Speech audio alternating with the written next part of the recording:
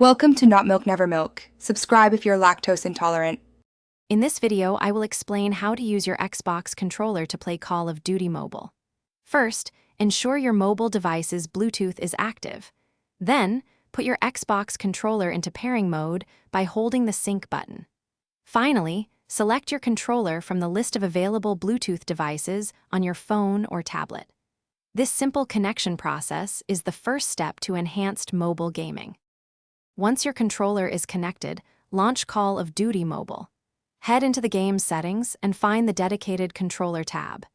Here, you can fine-tune your button mapping, adjust aiming sensitivity, and even invert controls if you prefer. Take your time to set these up for a comfortable and competitive gaming experience tailored to your playstyle. To truly master controller gameplay, spend some time in the training mode. This allows you to get a feel for movement and aiming without the pressure of live matches. Don't hesitate to adjust your sensitivity settings multiple times until it feels just right. Also, consider customizing your in-game heads-up display for optimal information at a glance. Always check your Xbox controller's battery level before starting a session to avoid interruptions. Be aware that while most core gameplay supports controllers, certain specific game modes or menus might still require touch input.